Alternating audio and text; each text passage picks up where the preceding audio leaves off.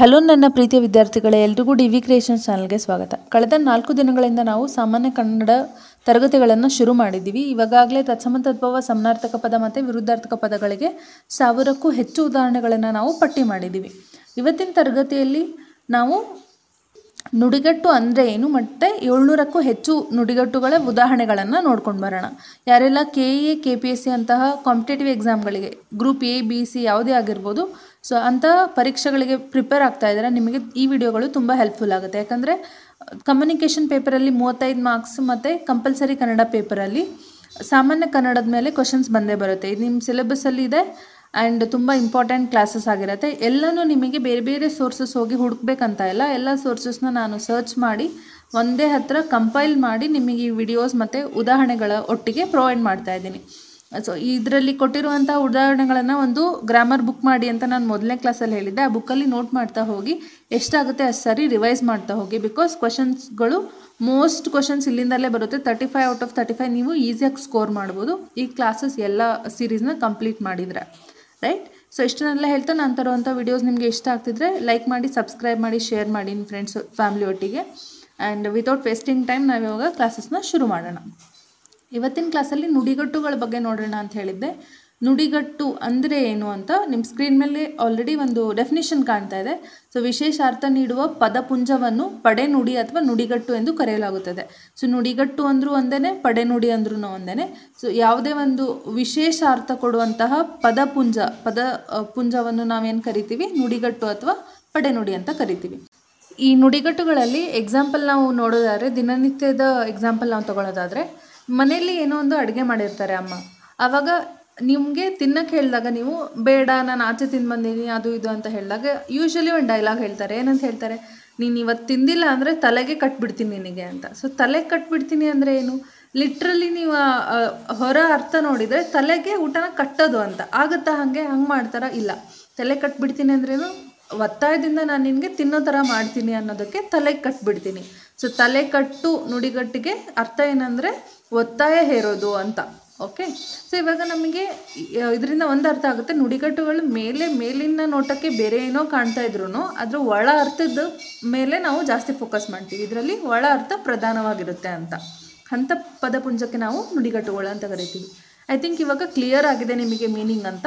ಇವಾಗ 700ಕ್ಕೂ ಹೆಚ್ಚು ಉದಾಹರಣೆಗಳನ್ನು ನಾನು ಕಲೆಕ್ಟ್ ಮಾಡಿದ್ದೀನಿ. ಸ್ಲೈಡ್ ಶೋ ಹಾಕ್ತಾ ಹೋಗ್ತೀನಿ. ಎಕ್ಸ್ಪ್ಲನೇಷನ್ ಏನಿರಲ್ಲ, ಬಿಕಾಸ್ ಅದರಲ್ಲಿ ಫ್ಯಾಕ್ಚುಯಲ್ ಇರುತ್ತಲ್ವ, ಅದನ್ನು ನಾನು ಸ್ಕ್ರೀನ್ಶಾಟ್ ಹಾಕ್ತಾ ಹೋಗ್ತೀನಿ. ನೀವು ನಿಮ್ಮ ಗ್ರಾಮರ್ ಬುಕ್ಕಲ್ಲಿ ಅದನ್ನು ನೋಟ್ ಡೌನ್ ಮಾಡ್ತಾ ಹೋಗಿ. ವಿಡಿಯೋ ಎಂಡಲ್ಲಿ ಸಿಗ್ತೀನಿ. ಅಲ್ಲಿವರೆಗೂ ಕಂಟಿನ್ಯೂ ವಾಚಿಂಗ್. Thank you.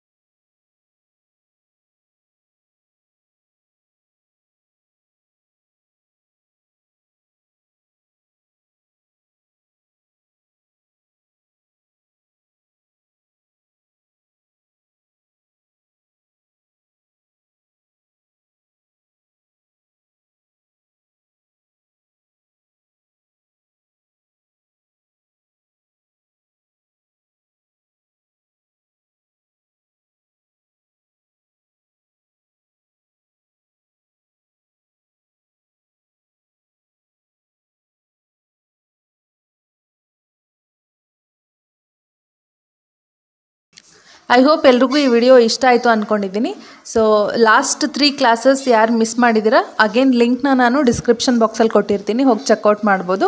ಇದೇ ಥರ informative and good quality of classes ನಿಮಗೆ ತರಬೇಕು ಅಂತ ಹೇಳಿದರೆ ಈ ಚಾನಲ್ನ ಸಬ್ಸ್ಕ್ರೈಬ್ ಮಾಡಿ, ಲೈಕ್, ಶೇರ್ ಆ್ಯಂಡ್ ಕಮೆಂಟ್ ಮಾಡಿ. ಅದರಿಂದ ನಮಗೂ ಜಾಸ್ತಿ ವಿಡಿಯೋಸ್ ಮಾಡೋಕ್ಕೆ ಮೋಟಿವೇಶನ್ ಸಿಗುತ್ತೆ.